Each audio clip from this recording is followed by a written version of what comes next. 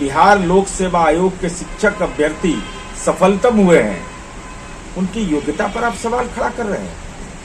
हमारा आपसे अनुरोध है कि अपने विधानसभा क्षेत्र से अगर आपके पास सफलतम उम्मीदवार की सूची नहीं है तो हम आपको उपलब्ध कराने का प्रयास करेंगे। तो उन दलित समूह के बच्चों का जिनका शिक्षक अभ्यर्थी में वो सफलतम हो गए हैं, उनके ईमान पर सवाल खड़ा करना या आपके चौथे उम्र की राजनीति में यह आपके लिए राजनीतिक बेईमानी माना जाएगा। बिहार में 1,22,324 पदों पर शिक्षक नियुक्ति होनी है, लेकिन इसको लेकर लगातार सवाल उठ रहे हैं। ऐसे में हम सुप्रीमो जीतनराम मांझी ने कल अपने ट्विटर हैंडल पर ट्वीट किया था, जहां पर उन्होंने नीतीश सरकार पर जमकर निशाना साधा था। तो वहीं जीतनराम मांझी ने यह साफ कहा था कि बिहार में जो शिक्षक नियुक्ति हो रही है उसमें भारी गड़बड़ी है, भारी घोटाला हो रहा है। ऐसे में पैसा लेकर युवाओं को बिहार में नौकरियां दी जा रही है। कहीं ना कहीं यह नीतीश सरकार गलत कर रही है, इसकी जांच होनी चाहिए, ऐसा मांग जीतनराम मांझी ने किया था। बता दें आपको कि अब इसको लेकर प्रतिक्रिया सामने निकल के आने लगी है। जदयू के मुख्य प्रवक्ता व बिहार सरकार के पूर्व मंत्री है नीरज कुमार ने कहीं ना कहीं जमकर निशाना साधा जीतनराम मांझी पर, तो वहीं सवाल खड़ा कर दिया है।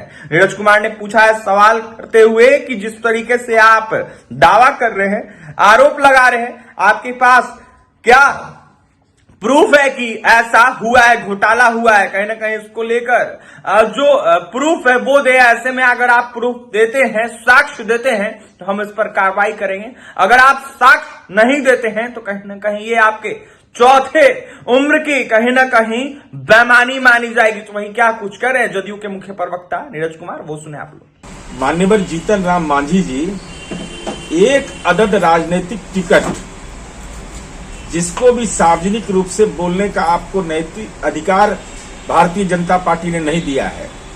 बिहार के उन सफलतम युवाओं को जो बिहार लोक सेवा आयोग के शिक्षक अभ्यर्थी सफलतम हुए हैं, उनकी योग्यता पर आप सवाल खड़ा कर रहे हैं। हमारा आपसे अनुरोध है कि अपने विधानसभा क्षेत्र से अगर आपके पास सफलतम उम्मीदवार की सूची नहीं है तो हम आपको उपलब्ध कराने का प्रयास करेंगे। आप एक व्यक्ति का नाम बताइए, उसका नाम, मोबाइल नंबर, और उसने अगर पैरवी की बुनियाद पर हुआ है, पैसे की बुनियाद पर हुआ है, तो साक्ष्य के साथ उपलब्ध कराइए।